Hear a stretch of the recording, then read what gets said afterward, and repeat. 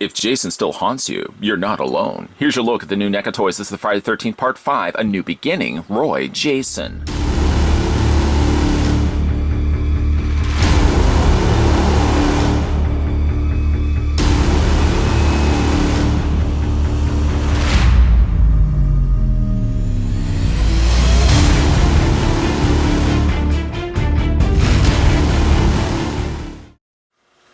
Still haunted by his past, Tommy Jarvis, who as a child killed Jason Voorhees, wonders if the serial killer is still connected to a series of brutal murders occurring in and around the secluded halfway house where he now lives. Figure includes spike, cleaver, flare, knife, hedge trimmers, machete, spear, garrote, and removable mask.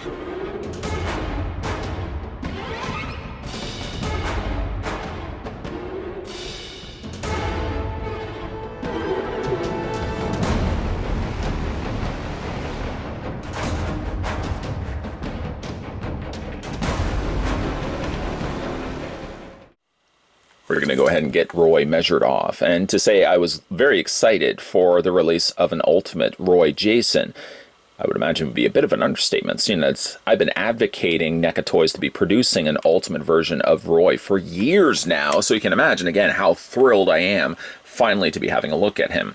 For the figure of the imposter Jason, you're looking at the measurement standing 7.5 or 7.5 inches in height. Quickly appeasing the mad mob, we're also going to switch over to centimeters, 19.2, just a little over, just a hair over 19 centimeters in height. Scale comparisons, if you please, more than happy to oblige. Up to the point of getting Roy Jason, NECA Toys sort of teased us with the Dream Sequence Jason, also from Friday the 13th Part 5. Friday the 13th Part 5 also so happens to be one of my all-time favorite Friday films. So again, even though we did get Dream Sequence Jason, you can imagine still the longing for Roy still took place. Eventually now we are landing ourselves a Roy. But here's what they look like, the Dream Sequence Jason, along with the Roy Jason. And then also, just for giggles, here is also the retro cloth version of Roy, quite considerably dirty. Can't also help but notice with my peepers that his coloring of his boiler is actually blue. I'm glad, actually, we're going to talk about it, of course, when we have a look at the actual Jason figure, but I'm glad with Roy, they ended up giving him more accurate colors to on screen. We've debated for years now whether that boiler was actually like a green or blue. It's kind of like a more of a greenish teal. Really a great difference from what the blue we initially got with the retro cloth figure. So right off the bat, right out the gate, I'm glad that NECA Toys actually did give us accurate colors for Roy's boiler. And here's again a couple of size comparisons with Dream Sequence Jason, also from Part 5, and Part 5 retro cloth Roy, also from the folks over at NECA Toys. Now, some of my reasonings for liking Friday 5 above some of the other Friday films is for the fact that we don't actually even get Jason in this movie. We get ourselves an imposter Jason, sort of filling in the shoes for the Camp Crystal Lake killer. That's one of the things I really like about it, is that little bit of a break before we get Jason slashing and killing again. It's kind of like my same fascination with Halloween 3. For me to appreciate Halloween 4, I like the fact that we get that little bit of a breather break in between. The other thing I really like about Friday 5 is it has some of my favorite deaths, really clever, creative ways that Jason, or mock Jason, dispenses his victims. And NECA Toys, certainly being that this is an ultimate release of Roy finally, we do get ourselves quite a bit of accessories all around. We'll have a look first and foremost at the road flare. This is kind of near the beginning of the film, in fact. The road flare quickly dispenses Vinny, who is working away on the car, and gets, unfortunately, the road flare lodged into his mouth. A really neat practical effect, which they actually built a prosthetic mouth. Of course, a whole head in which the face could light up. It's really clever the way that they did that, and clever the way that also NECA Toys actually gave us a little bit of smoke that is projecting out the front or top section there of the road flare. This is made of all durable plastic. And again, I just really like the coloring to it. Some lighter kind of pinks and some grays in there making up the smoke that's coming out the top of the road flare. Again, really like that. Could be a strong contender for how I'm ultimately going to be displaying this figure. And this figure is most definitely going to be displayed right after this review. Some of the other things that he comes included with One of my also all-time favorite deaths in any of the Friday films was when he killed, rather quite violently in fact, he killed Eddie with this leather strap. Now, on the back of the box, they list this as a garrote. A garrote basically is just like a wire cord or something that they can use to strangle somebody. It's rather shocking the fact that there is actually a term given for something that is used to strangle somebody. In the film, he wraps this around Eddie's eyes. Eddie backs himself, of course, back to the tree after seeing the death of Tina, and this garrote's wrapped around his eyes. Now, on the other side, quickly doing this, he wraps this around this extra branch that they include with this figure, and then proceeds to twist this back section, of course seeing the very anguished look on Eddie's face on the front. Now, unfortunately, you don't have Eddie with this release, nor do you have a tree. So I guess you could kind of just have him holding the branch, if anything, and then you would just have the leather strap in between that. It's nice, again, you would get something like that included with the figure. Again, very thorough, I must admit, for some of the stuff that we're getting in this release. The other thing he comes included with is the metal stake or post, in which, of course, he sticks through the porta potty, killing poor Demon. It's those damn enchiladas, and of course he gets himself rather impaled. Stay away from the enchiladas, whatever you do, because you obviously see what the result of it is. You get the post running through. First clips his leg, and then as he backs up, again, right through the torso. Ooh, baby, ooh, baby. All right, we'll just move along from that. This is done in kind of a metallic gunmetal gray. And again, it really doesn't serve a practical purpose because you don't have the porta potty, nor do you have Demon anywhere near the vicinity of this. But again, it's a nice inclusion that NECA Toys would actually put this with the Imposter Jason. One of my also all-time favorite kills would happen to be the garden shears to Tina's eyes. Unfortunately, though, the censors just butchered this film. As much as the butchering of Roy to some of these poor teens, I think there was much more of a visible cutting of Tina, or you maybe saw the beginning of it. More or less at the top, you just kind of see her opening up her eyes, and then, of course, Roy just kind of sticks the shears down and clips her eyes. Eddie, I think, was also supposed to have a much more described on film death, which unfortunately kind of gets rushed through. They had to do a lot of cutting for that, no pun intended. So the garden clippers or shears, as you can see, nicely done in the blood. There's Tina's blood from her eyes all over the tips of the blades. Funny enough, though, the actress that played Tina was Debbie Sue Voorhees. Ironically enough, a person that gets killed in a Friday film had the last name of Voorhees. I always kind of found that funny. But the garden cleavers, or shears, or clippers, they are more so generally called shears, but I've called them garden clippers as well, do have some poseability to them, so you can open and close them. It's a nice work done there. Just kind of getting a bit of a wood grain happening to the handle. So overall, really liking that. Also a strong contender. I'm saying myself frequently saying strong contender, but another good purposeful tool that I'm probably going to be displaying with the figure. Put that over there to the side. Then you get some other things, some smaller, less exciting things, but still quite devastating in the film. He also gets himself the metal stake.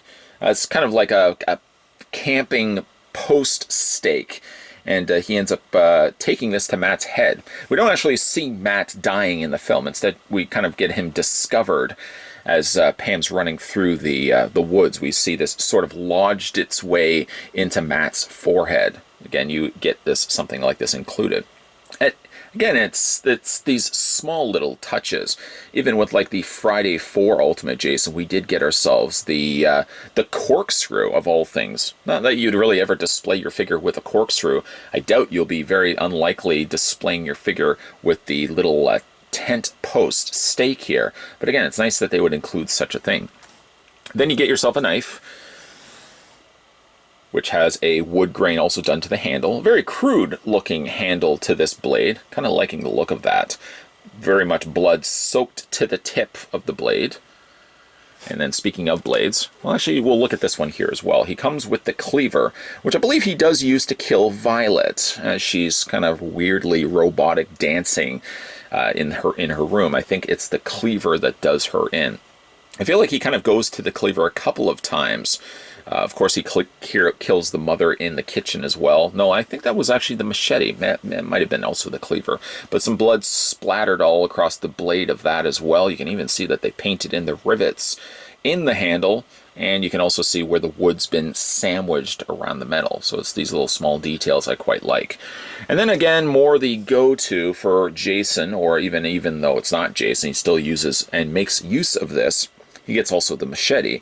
He kills Robin with this on the underside of the bed, and of course he kills Pete inside the car.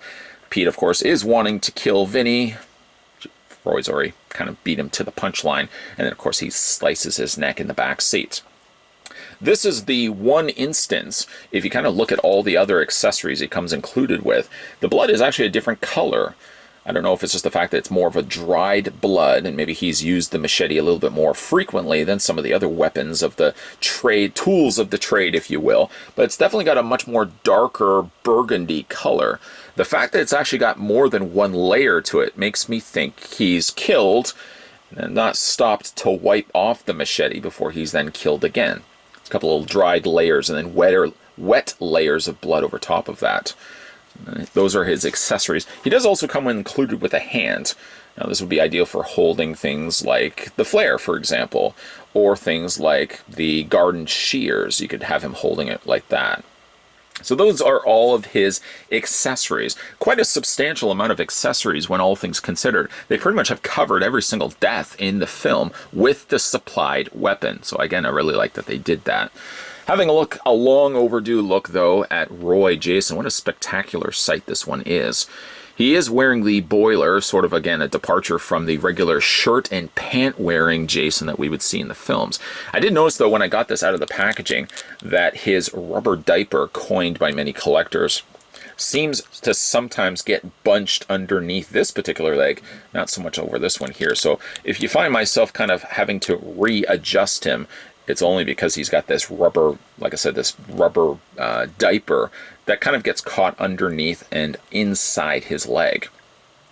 Having a look at the face sculpt, or I guess I should say the mask sculpt, again, as much the departure as Roy is from not being regular Jason through the film, I kind of also like the fact that his mask is so different as well. Kind of has you scratching when you first watch the film that something just doesn't look right about this particular Jason. He moves a little bit more agile. He's a little skinnier.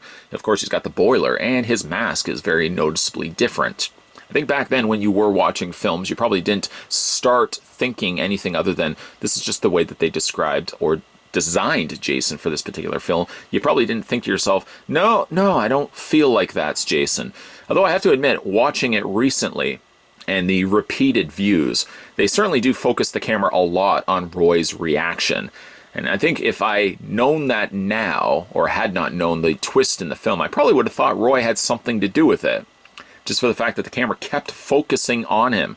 Every time there was a comment, every time there was a reaction, or any time there was somebody just saying something, Roy would either look up, the camera would look right at him, or he would say something like, "You talking to me, Sheriff?" Anyways, we were naive when we were younger. Anyways, the mask is quite nicely done. You've got the blue chevrons represented on the side, instead of the familiar triangular red chevron in the middle. And again, I really like the fact that it's a little bit different than what we would get. Also, the strapping is quite a bit different. It's more like an elastic than anything else. It's not the leather strapping that usually is belted of Jason's mask. Here it's actually more like a stretchable elastic material. You can see his bald cap. And we can go ahead and take the mask off. Yes, the mask is removable. And there's what it looks like without the mask. Now, I know you guys are probably going to be asking yourself, we'll just put Ultimate Roy right there. Don't worry, he's not going to be going anywhere. And we'll bring in the retro cloth version of Roy. Up to this point, really, very few Roy figures existed. And this is what we ended up getting. When you look at the two, certainly a vast improvement from what we got with the retro cloth version to your left, and then the ultimate version of Roy Jason on your right. Sort of looks swollen here. I guess you could imagine that would be his death, although I always found like his face didn't look quite like Roy after he had fallen himself onto those spikes at the bottom of the barn. But again, those are the two face sculpts. I think certainly a vast improvement on the new released versus what we got before. And just also, in case you guys wanted to see it too, we'll just put the figures right there, get them to stand. Retro cloth figures generally have a little bit more of a worrisome time standing on their feet. And there's the two masks side by side. This is certainly a cleaner looking mask. This would almost even look like the mask that Tommy sports at the end of the film, a little bit more dirtier. Boy, I would love to see a Tommy Jarvis, even like a Tommy Jarvis 3-pack, where you would have the 3 different actors from Final Chapter, New Beginning, and Jason Lives, all packed together. Very unlikely due to licensing and likenesses. I would imagine NECA would be able to pull off such a feat, but could you imagine a 3-pack Tommy Jarvis? Ooh, that gives me chills just thinking about that. Anyways, there are the two masks side by side. This one definitely has much more weathering and paint applied to it, versus this one is a little bit more cleaner. I did also notice, though, if you look at the strapping, there's little to no give here on the back of this one mask. It's done of a very dense, hard plastic. I don't know if NECA has started changing the type of material that they're using, but I did notice that this particular mask stands out that it has a softer feeling plastic on the back. This can certainly aid with putting it onto Roy's head, for example. I find it's much easier to fit it around his head, and it doesn't seem to struggle as much. I don't feel like the straps are going to break like some of the other Jason's figures that I've had in the past. We'll move this one out of the way because we've already looked at him. You know, I'm actually even considering going back and have a look at some of those old retro cloth Jasons. Let me know if you guys would be interested in that. So as we had discussed before, we have ourselves Jason with the boilers versus the regular shirt and pant combination. This one is done in a dark teal color, a debated question over the years. Him and Michael Myers, the question has always been whether he was wearing a blue boiler or whether he was wearing a green boiler. I think now with higher resolution releases of these films in HD or 4K, you can kind of see it a little bit better than what you could before, but there's certain instances in which you can clearly see Roy is wearing more of a kind of a greenish teal colored boiler. He's not wearing a blue boiler, and it's something that over the years companies have really kind of misrepresented these figures, more so with Michael Myers than Roy, because we've really gotten very few Roys at all. Michael Myers, though, generally over the years that he's been released, from McFarlane Toys all the way up to even NECA Toys, have been releasing him in either a dark blue or black color scheme, when really in actual fact Michael Myers is not this close in color, but he's kind of a little more of a military kind of swamp green version of this color boiler. It's not blue, and certainly Roy was never wearing a blue boiler. He was wearing something that, like I said, had a more greenish tint to it. Looking at this figure, I wondered if it would happen to be the same boiler that the Halloween 2 Michael Myers was wearing. And I think there are some variations that the pockets are a little bit different and the collar is a little bit different. We're going to be doing some comparisons of those. Don't worry, Halloween 2 Michael Myers is coming your way. Sometimes I'm a little lower and slower behind getting these reviews out because sometimes I have to wait for distribution to hit Canada, which is sometimes at a very much a snail's pace. We've got some damage, considerable damage done to the Jason. Also probably a telltale sign that something just wasn't right about this Voorhees, was the fact that he made visible, anguished looks on his face and in his body when he was hit, when he was impaled. Now, I don't know if this is actually where he's impaled by the that construction vehicle that Reggie is driving out of the barn, and it kind of impales him. He doesn't have the gashes on the arm. Certainly he does not have the cut arm that he has at the end of the film. That's about really the only damage that he seems to have on this figure, is just that little bit of wound entryway there, and then he's of course got the airbrushing of red done all around that. I'm kind of glad that they didn't put excess amounts of blood and brutality done to this particular figure. Keeping it kind of clean is kind of where I would want to put Roy. I wouldn't want to put him near the end of the film. They could also have released, and maybe down the road release, a convention version of Roy that could have come with those impaled like farming spikes that he falls on top of at the end of the film. This is always a possibility for NECA Toys to reuse the mold if they haven't done so already. Okay, so let's have a look at this guy's poseability. I know I'm rambling on. There's a lot to talk about. And again, I'm very thrilled for the fact that we finally get this guy in a packaged figure. You can imagine how many years I've been waiting for this to happen. His head articulation is the following. His head hinges up and down. Sometimes while you are moving the head, the actual mask will shift around a bit on you.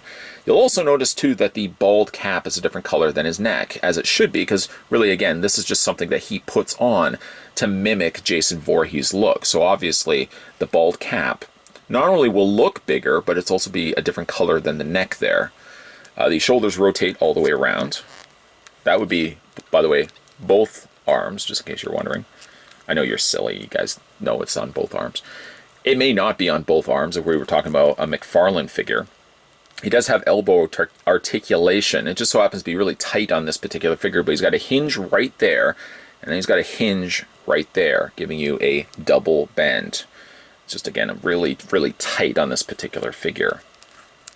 Hands rotate all the way around, depending, again, which hands you decide you want to display him with.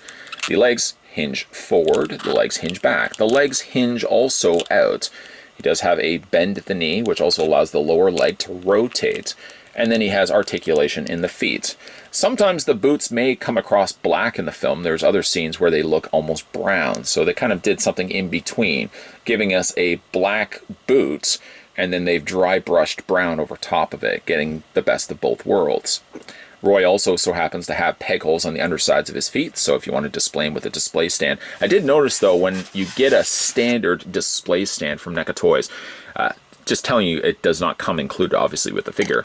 When you do put the peg into his foot, it doesn't sit very securely. I feel like I would almost even want to add a little bit of nail polish to that peg, just to widen it a little bit. I mean, Jason doesn't have any necessary issues with standing. It's not like you really need a display stand to pull off him standing, but if you wanted to have him walking, for example, kind of like I did at the beginning of this review, I'd probably say make use of that clear stand, although it doesn't hold the figure as well as I'd like. Tina's death from Friday the 13th Part 5 A New Beginning still remains one of my favorites of the franchise. Even though you don't technically see it, it's more implied than anything else. She looks up, she's shocked, you hear the crunching noise, and Roy closes the handles shut of the shears. Like I said, it's more implied than anything else, but it's gruesome when you think about it. Those shears going right into her eyes, ooh. For final looks, though, I had to display Roy for that reason, because it's, again, one of my all-time favorite kills. I successfully put the garden shears in both of his hands, which is actually what that other hand is for. You could use it for holding other things, granted, but if you want to pull off the successful look of Roy holding the shears, just take the relaxed hand out of the one socket and replace it with that other interchangeable hand, and bingo, he's cutting somebody's eyes. This is somewhat ironic when you think about it, too. I know you guys probably don't even know where this is going, but if you remember when I had a look at the retro cloth version of Roy, which I'm thinking I might want to go back and re-review, he actually came also with an interchangeable gripping hand. What's funny about that, though, it was the hand on the same side. So if you actually wanted him to hold the garden shears, it involved you putting the wrong hand into the other forearm and sort of twisting the hand so it doesn't look as awkward where he doesn't have the thumbs on the same side. I don't really know why they did that, but at least for the ultimate version of Roy here, he can pull off the look, and between this and the road flare, I'm probably going to be displaying the figure in either one of those displays with that particular weapon. I love the look of Roy. I specifically love also the fact that first and foremost, we even getting ourselves a Roy after years and years and years of wanting it, but also for the fact that NECA nailed, if you ask me, the boiler costume for Roy. A debated argument over the years. Collectors say it was blue. Other collectors have said it was green. It's actually kind of more of a greenish tinted teal. Teal is a combination of blue and green, after all, so you're kind of right in both ways. But it's definitely got a more of a greenish tint than it has a bluish tint.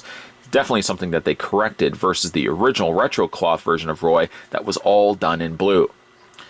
Toy companies are certainly, as they are advancing with their releases, are trying to get as much accuracy as they possibly can to the way they looked in the film. So maybe when we are eventually going to be getting ourselves, knock on wood, a Halloween 1 Michael Myers, we'll probably be getting something a little bit closer in color scheme to this, and not like the simple go-to of the blue coveralls or boilers that many toy companies have released the figure over the years with. Roy does come with all the necessary accessories for dispensing some kills, for avenging the death of his son. And of course, the fact that he is superposable and he has a removable mask make this guy a instant pickup. Instant pickups, unfortunately, means for me a lot of times that I'm picking them up after the fact, because unfortunately I have to wait in Canada sometimes for stuff to arrive a little bit later, and that would be the reasoning why we waited so long, or you guys, the viewing audience, waited so long for me to actually get around to reviewing the Roy. I'm really sorry about that. Stay tuned, though, because I will tell you this, the Halloween 2 Dick Warlock Michael Myers will be coming soon, so I know you guys have been asking to see a review of that. Rest assured, Dick Warlock, Halloween, Michael Myers will be coming soon, so stay tuned for that. In the meantime, though, if you did manage to pick up Friday the 13th Part 5, A New Beginning, Roy, Imposter Jason, or you could also just call him Roy Jason if you wanted to, or you can even just call him Friday the 13th Roy. Some people may not even get the connection unless they've seen the film. Let me know down below in the comment section what you guys think of this figure. I'm really impressed with how this guy turned out. My only real nitpick would be the fact that his leg does get caught a little too frequently in that rubber diaper that they've got in the lower half of his torso. Everything else, though, is win for me. But let me know what you guys think, and based on this review, let me know what you guys think of the figure if you managed not to pick it up. But based on this review, what you guys think of the figure, I always like reading your comments down below. And make sure you hit that subscribe button if you haven't done so already. Swing next door to Camp Crystal Lake. Jason's dead still, but it's not to say that somebody hasn't taken up the mantle. Turn on that bell notification and stay tuned, because certainly more videos will be coming your way. Thanks for watching, and I'll see you guys next time.